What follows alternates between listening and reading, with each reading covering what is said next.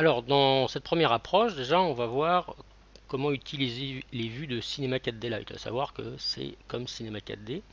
Alors, donc, par défaut, ici, le petit cube que j'ai créé dans After Effects, enfin, le fichier que j'ai après modélisé, entre guillemets, dans Cinema 4D, si je bouge ici la vue, pour bouger la vue, c'est, vous voyez, ces petits icônes qu'il y a là-haut, ici.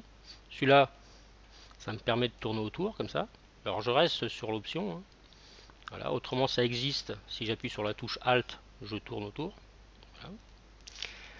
Le deuxième ici, cliquer et glisser, je zoome, je dézoome. Je pourrais le faire aussi avec la molette.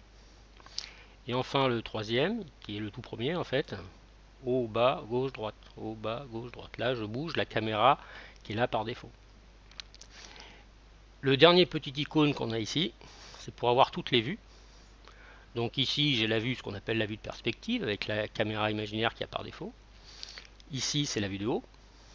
Ici c'est la vue de droite. Et ici c'est la vue avant. Si je veux voir que celle-là, je clique ici, paf, j'ai que celle-là. Si je reclique, j'ai celle-là. Maintenant, on a d'autres combines. Si j'appuie sur F1, voilà, j'ai cette vue-là. F2, j'ai celle-là avec le haut. F3, droite. F4, avant. Et F5, je reviens sur les 5 vues. La vue qui sera validée dans After Effects, pour l'instant, c'est celle-là. C'est la vue de perspective.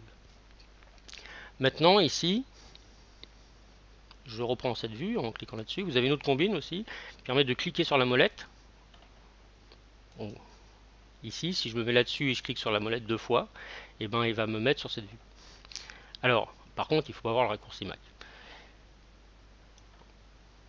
Alors maintenant, ici, si par exemple je bouge ma caméra comme ça, ici, et que j'enregistre, automatiquement, dans After Effects CC, hop, ça se remet à jour et ça prend par défaut la nouvelle vue.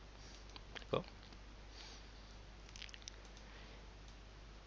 Ici, moi je vous conseille au début, quand vous allez vouloir voir votre objet dans Cinema 4D, le voir dans After Effects, de vous mettre ici, d'aller dans ses effets. Alors les effets pour l'instant ils sont ici.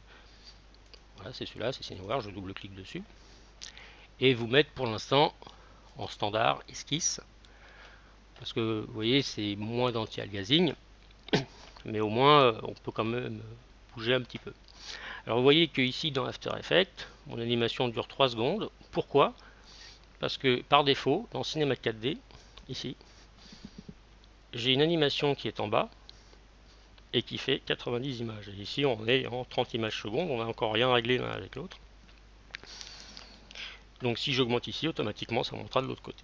Donc voilà pour la base. Comment passer de l'un à l'autre. Je vous remonte ici si vous voulez bouger. Ou avec la touche Alt, comme ça. Si vous enregistrez, hop, automatiquement, ici, ça se remet à jour. Alors, ça sera plus ou moins long. Donc voilà.